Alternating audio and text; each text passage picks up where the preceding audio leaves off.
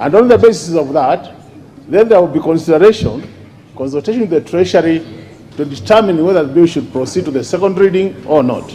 Now, Honorable Speaker, what we have done to this bill, this being a finance bill, automatically all amendments will be money bills. All amendments will relate to money bill because this is a finance bill. Honorable Speaker, if you look at the kind of amendments being proposed by members here, and there are very many, Honorable Speaker, I think what Junaid was saying makes a lot of sense. That we might need to be accorded an opportunity as honorable members who are proposing these amendments to be listened to, so that on the basis of that, then we make a decision whether it will withdraw my amendment or not. In a situation where you are leading more than 10 honorable members and two departmental committees proposing amendments, and we just want to rubbish this kind of amendment by the fact that they relate to Article 114, I think we have been unfair to this House as a House which makes laws. So, honorable members, for me, we still have up to 30 to pass this bill. I don't think we are late. If it was my opinion, I would have requested that the Speaker accords us an opportunity, maybe up to midnight, as he's saying. Now we can just break and this committee convenes. We go there up to midnight, we present our issues, and then we see our way forward. The other issue is, when I propose to delete a clause, we know this House, matters voting, we lose all our senses. People will just say yes, even when it should be no. About money bills and budget committee. So and now that makes it even a little more complicated. Then should therefore those amendments have been sent to the Committee of Budget and Appropriations and not then the Committee of Finance and National Planning. Lastly, Honourable Speaker, most of the amendments that honourable members were bringing, we actually did have a sitting with the committee, and we actually looked at them. And for some of those and most of those amendments were actually being carried in our amendments that you're proposing this particular afternoon, Honourable Speaker. And lastly, every clause, and I would like members to really understand this, that every clause in this particular bill has a financial implication. Last week, we did pass in the Committee of Supply, the appropriations of various categories. I did not see, Honourable Speaker, apart from the allocation for private universities, I did not see any amendment proposing to do a cut in any of the budget proposals that was passed by the Chair of the Budget and Appropriations Committee. Therefore, to expect, therefore, that the committee would accept particular clauses, or amendment of particular clauses, without consultation on the financial implication, would be committing a budget suicide, if we call it Honourable Speaker, because we have a responsibility. And unfortunately, that responsibility is being carried by the Committee of Finance and National Planning to find resources for projects, for votes that this particular House has agreed on. So I really urge this House, when we come to debate on the revenue measures to finance a budget you members of Parliament have already passed, which I did not see any of the members of Parliament on the other side of this House amending any vote to reduce our expenditures, to come and now reduce how we are going to finance this. We have tried to achieve a deficit of only 718 billion. Therefore, any amendment without consultation on any clause is therefore going to affect our debt and our... 114. I think, Honourable Speaker, I have made my point. Thank you very much.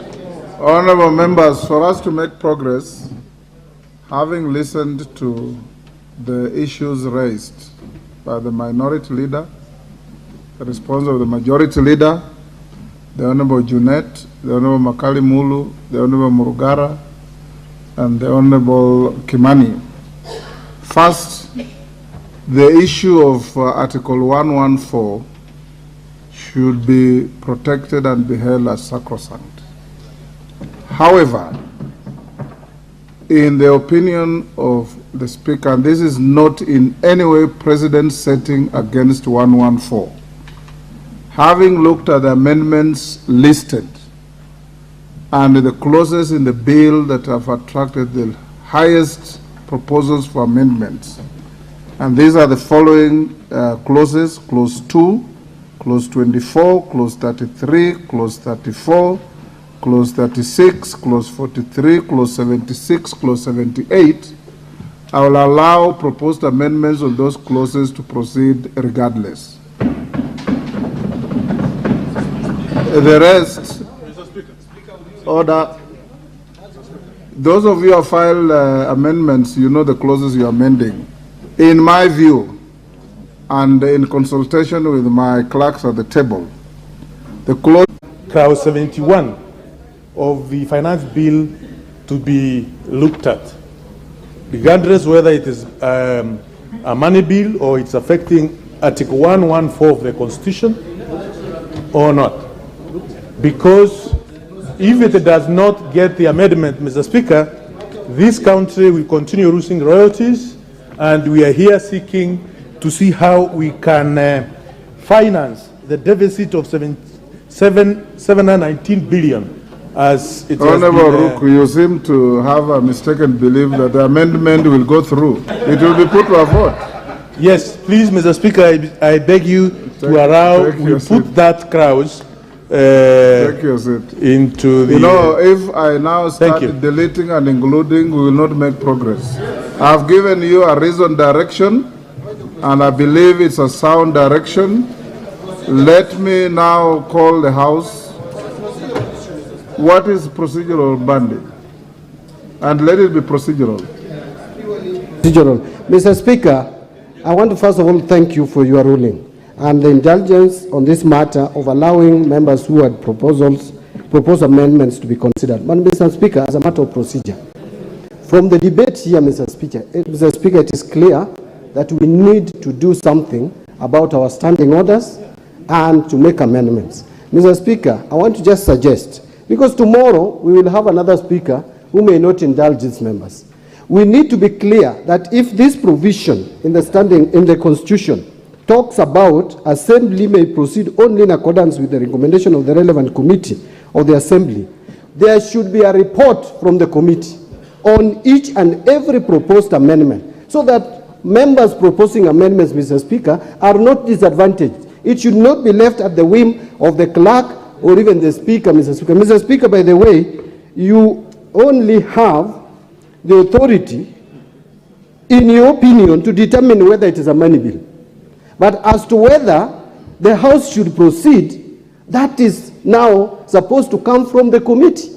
And that should be in form of a report, Mr. Speaker. So what I expected, Mr. Speaker... Mbadi, yes. you are actually pursuing a defeatist argument. No, Mr. Speaker, I am just asking that we fine-tune our standing orders. You are so inviting me yes. to lock out everything. Because, Order, Honorable Mbadi, you know you are talking to a speaker who is also a very senior lawyer in this country and who understands legal issues very clearly. There is the provision of Article 114 and the public participation bit. There is also your own standing orders that limits the time within which to file the amendments. So if you want to open that argument and we go back to the status quo ante, then we lock out everybody. I have exercised my for nothing. Let them be dealt with in the committee of the whole. You will argue your case for amendment. The chair of the committee or any other member will respond. The chair of the committee of the whole will put the question and the matter will proceed. Number two, going forward, because I have told you already, honorable members, and directed that you'll sit up to the end of the day, today, tomorrow, Thursday. But it's also in your interest to prosecute the matter and finish it within reasonable time. So the manner of voting, I will direct the chair of the committee that where he or she finds it necessary to call for an electronic vote, to do so. Where it is necessary to go for a voice vote, I always call it a noise vote. If you want to have a noise vote, the chair will determine.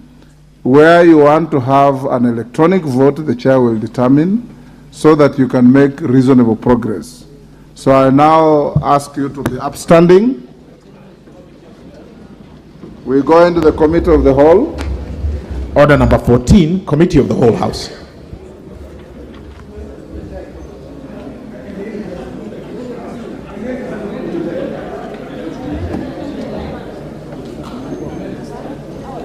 I'm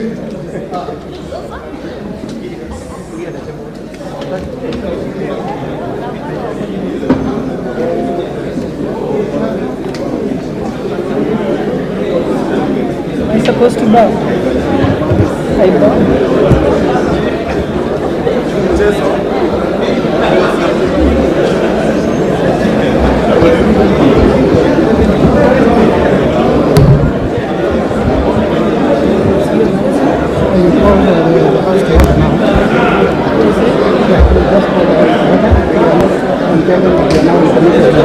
Did you bow? Yes, I did. Yes, members, I already bowed and none of you are sitting. You may sit.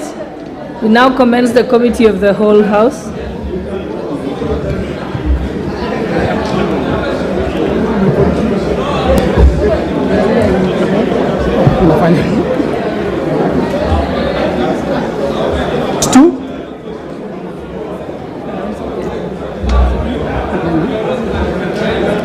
The Income Tax Act, Clause 2.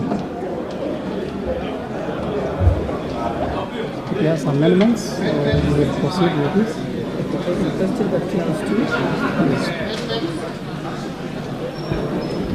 I now propose the question that Clause 2 be part of the bill. Mover to move the amendment. Chairperson. Honorable Chair, I beg to move that Clause 2 be amended as per the supplementary order paper. And essentially what we're doing here, Honorable Speaker, is changing the definition of winnings relating to betting, gaming, lottery, prize competition. And this is where we are only allowing the profit made on that particular bet by tightening the law, so that the only money that is allowed to be deducted from the amount staggered is the amount that pertains to that particular transaction. So, Honorable Chair, this is just tightening this on the law. This matter has been litigated in court, and we are just trying to make sure that it is aligned with the court ruling and defines the gains made on betting by specifying that only the amount that is going to be allowed to be deducted from the amounts waggered or staggered is the amount that was used for that. It is amount, not amount, that is used for that particular transaction and not transactions. And Honorable Chair, this also helps because there was a view that this could be abused, where if, for example, you place a bet of 1,000 shillings thrice and win after the fourth time, then what will be deducted will be the stakes that you've put the 3 times you've bet before. But Honorable Speaker, now this tightens up that particular law so that it's only the amount that is waggered or staked for that particular transaction. With that, I beg to move, Honorable Chair. Honorable Peter Kaluma. Yeah. I now propose the question that Clause 2 be amended as proposed. Okay, yes. Honorable Kaluma. Thank you, Chair. Chair, I beg to move that Clause 2 be amended in paragraph A by deleting the proposed new definition of person. Because I heard the Chair, Honorable Chair, to speak about a different matter. If it is on person, I can contribute, Chair. Yes, Honorable Kaduma, you had a similar amendment, yes. I thank you, Honorable Chair. Honorable Chair, I would agree with the committee to delete the definition of person for the reason, Honorable Speaker, that the definition proposed states that in the case of an individual, a reference to a relative, a person includes a reference to a relative as defined in section 26, subsection 5, and on that section 26, subsection 5 is a provision of the Income Tax Act. Honorable Speaker, when you look at that section 26, subsection 5, that definition includes your ancestor. In fact, it begins with ancestor, late relatives, deceased relatives, and so many people. It means you would be obligated, Honorable Speaker, Honorable Chair, to pay taxes for defaults even by your ancestors. And for that, I agree with the committee that it be deleted.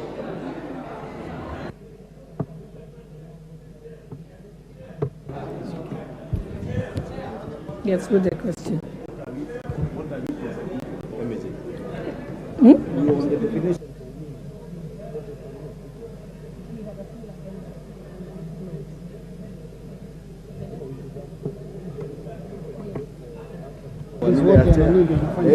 Yes, let's go to the next one. Now you know. I now put the question that clause 2 be amended as proposed by the chair. Yes. Will as many as of that opinion say aye? Will as many as of the contrary opinion say nay? The ayes have it. I now put the question that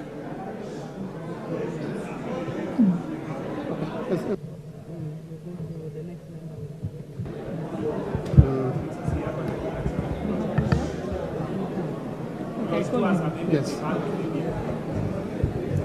Honorable Nikal. Yeah. Thank you, Chair. My amendment in clause 2 is actually clause 2B, and my amendment is that clause 2B should be deleted. The import of this amendment, Madam Speaker, is that all issues of digital content monetization is under this, taking from A, B, C, D, E, F, all the way up to H. So, Madam Speaker, that means that all these activities that are now being subjected to tax, it is my view, and we have been saying here, that when young people are actually trying to use content to actually raise some money, we do not go ahead again and tax them. Therefore, my amendment is that B be deleted. That is my proposal, Madam Chair.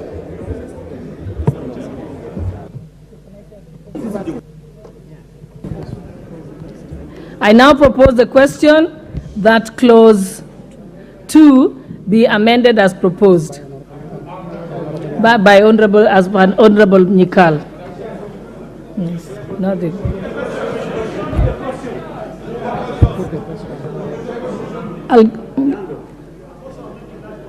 No, it's Honorable Badi. Yeah, Honorable Badi. It's on. No, he has put his name there. Yeah, Madam Chair, I would not have a problem in supporting this amendment, in so long as, but the problem is the moment we now remove the digital content, then we must make sure that the provision in law that is taxing them, withholding tax, will also fall. So if you ask me, I would support Nikal's amendment so that we are silent completely on the issues of digital content in terms of taxation, so that we exclude this important sector, the digital content monetization, and what we call content creators, and social, and so to allow the young generation, people who are interested in, who are unemployed, but are trying to eke a living. So, Mr. Speaker, Madam Chair, I would request the House to agree with this amendment so that we remove the digital content monetization completely from this finance bill, which therefore means when it comes to the withholding tax, which we will come to at 15%, then now that will not be considered at all, because we have already removed from the definition the digital content monetization. Chairperson for the Finance Committee. Thank you, Honorable Chair. I think I want to make a clarification so that we move together. Honorable members, clause 2 has 3 sections. Has part A that talks about the definition of winnings, has part B that talks about the definition of digital content monetization. And by the way, this does not talk about the rate yet. We are just defining, especially with reference to what crowdfunding is, and providing reference. So that crowdfunding is where you use, say, Mchanga or WhatsApp to raise money say for a particular cause. So this amendment is not seeking to tax the amount of money raised in that particular crowdfunding, but the fees that are going to be collected as an income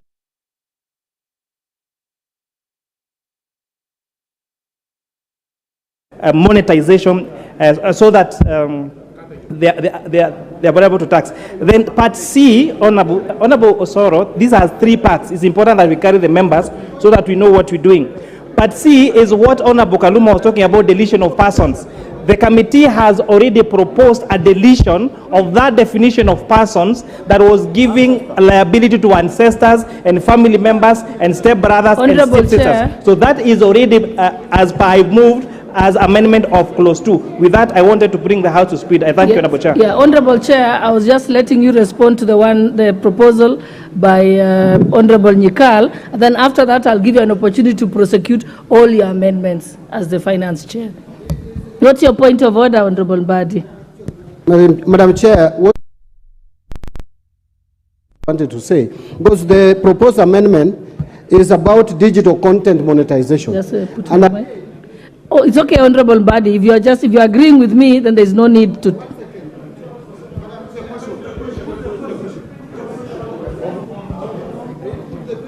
Just let him finish. You have a minute. You say put the question, but you don't even know what people are discussing. You're out of order, Honorable Mbadi. Just finish. I've given you a minute. Madam Chair, yes. On the issue of rates, we will come to that. And the moment we are done. Okay. Yes, thank you. All right, we've had you. Okay. I now put the question that clause 2 be amended as proposed by Honorable Nyikal. Will as many as of that opinion say aye? Aye. Will as many as the contrary opinion say nay? Nay.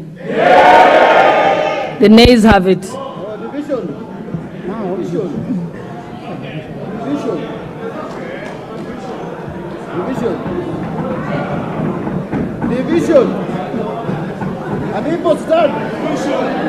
Do we allow the division? Yeah. Why is the positive?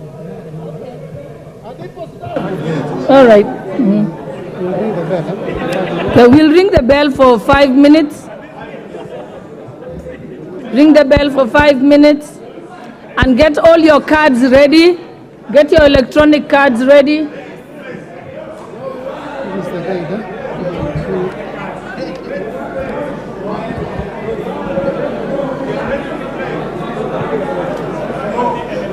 Honorable members.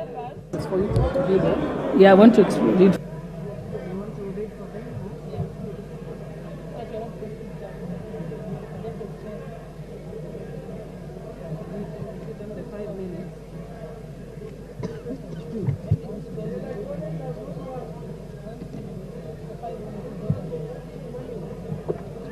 No.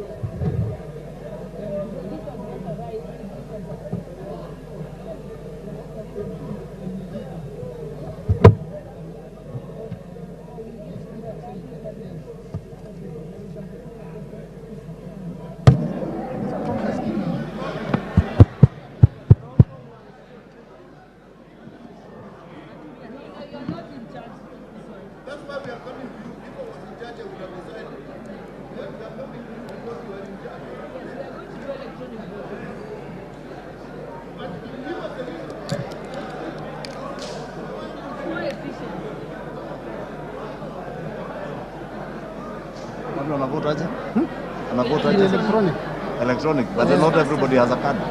No, they spare cards. And the clerk had actually sent a message. There's 100 there. People have been told to bring their cards, and there are some spare cards which they can bring for you. I sent one. You sent for one, eh? Did you come on? Unile hiyo mtu kadi yangu. Wapi kadi yangu? Hello.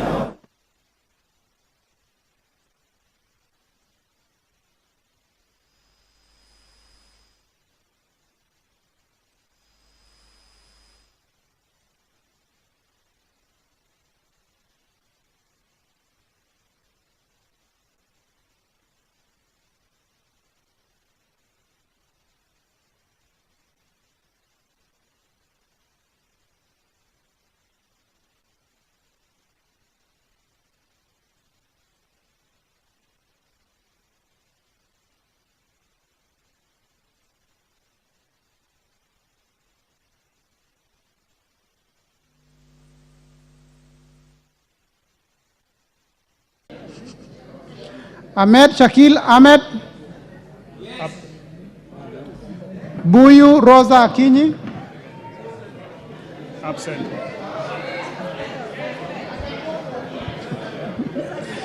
Kasalu Irene Mudhoni.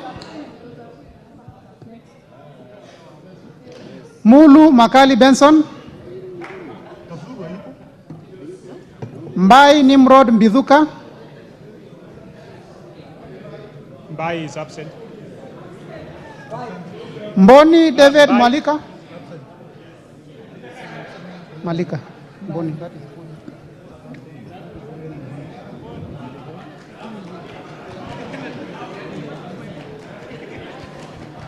Nyamai Resho Kaki.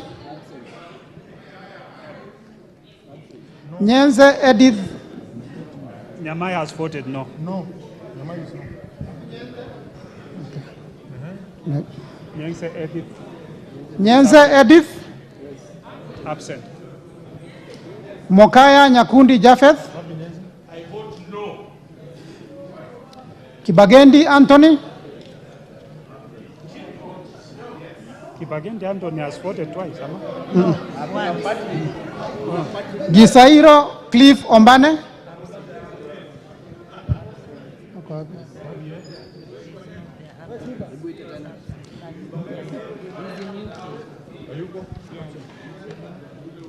It's disorderly to try and attempt to vote on behalf of someone who's not present. Yegon Brighton Leonard.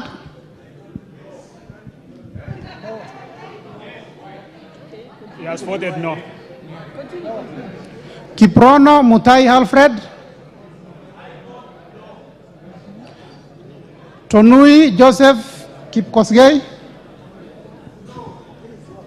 Kamero Maisori Marwa Kitayama. Robi Mathias Nyamabe. Masito Fatuma Amisi. Wanyonyi Ferdinand Kevin. Abdirahman Mohamed Abdi.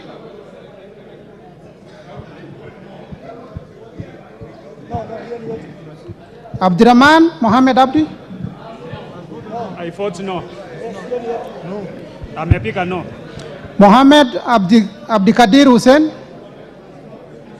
No. Kagiri Jane Wangeshi. No. Kionjori Festus Mwangi. No. Korere Sara Paulata. Absent. Karani Stephen Washira. Karani. No, Karani is somewhere. Karani. Proceed. Washira Karani. Lekuton Joseph. No. Marubu Monica Mudhoni. Huh? Alikuwa around. Nani? Washira Karani. Marubu Monica Mudhoni. Amevote no. Huko nyuma amevote no. Obo Ruweida Mohamed. No. Moirore Mudhama Stanley. Amevote no. Kothe Felix Odiwor. No. Kaangara Joseph Mboro. No. Amevote no. Mugabe Innocent Maino. Mboko. Yes. Okay. Mboko Mishi Juma.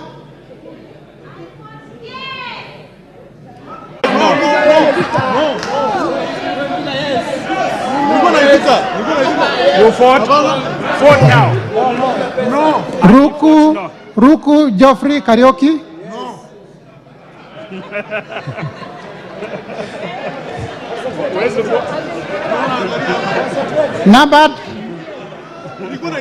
Nabat Bernard Morioki. Morioki, no. No. Nzioka Erastus Kivazu.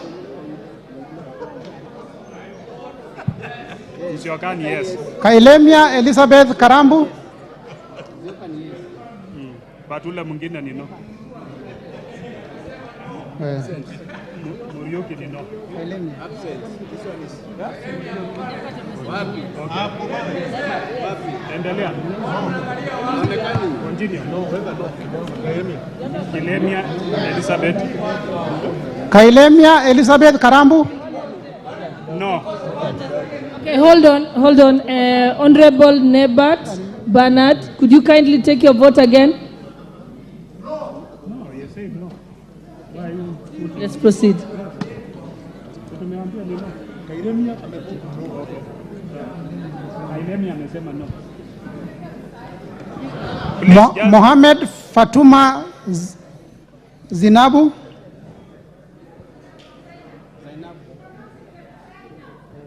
Sinap.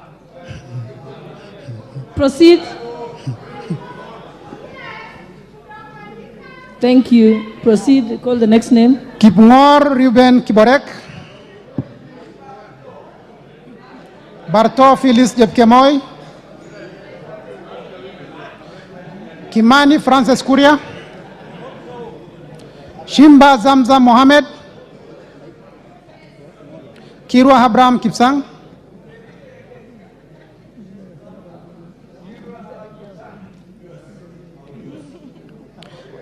Jaldesa Guyo Wako. Absent. Jaldesa Guyo. Absent. Bader Salim Faisal. No. Chesebe Fred Kapondi. Oyo James Onyango.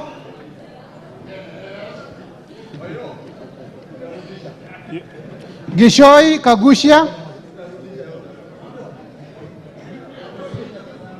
Gishoi Kagushia. Salasia Peter Kalerwa.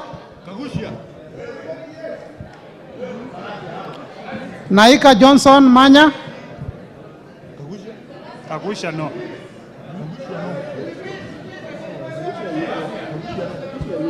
Honorable Kagusha. Rise to your feet. Absent.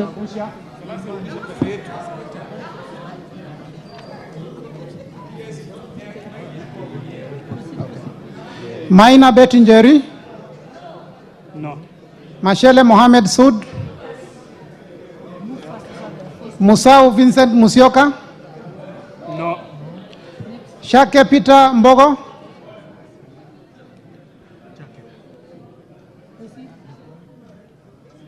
Maingi Mary. Moliongi Gideon. Nzengu Paul. Nguna Shaus. Pasaris Eza Muzoni. Kihara Jane. Wanjiro Njeri. Kiara Jane. She votes no. Shelule Lisa Jebkorir. She votes no.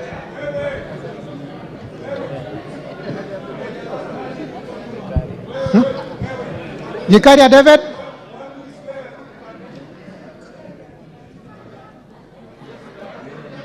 Gikaria David. Gikaria David votes no. Kindly speak up, don't display, don't do sign language, just speak up.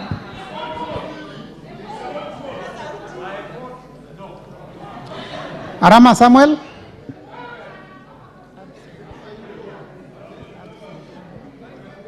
Mulanya Geoffrey Ekesa.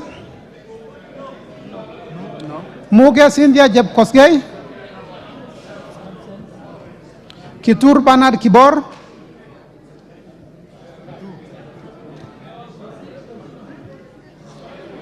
Tonkei Rebecca. No. Aramat Lemanken. No. Pareyo Agnes Mantane.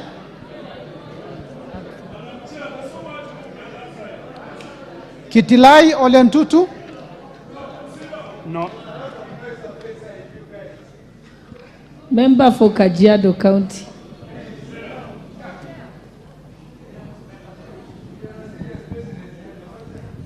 Yes, and also Oscar Sudi and Honorable Kaluma, take your seats.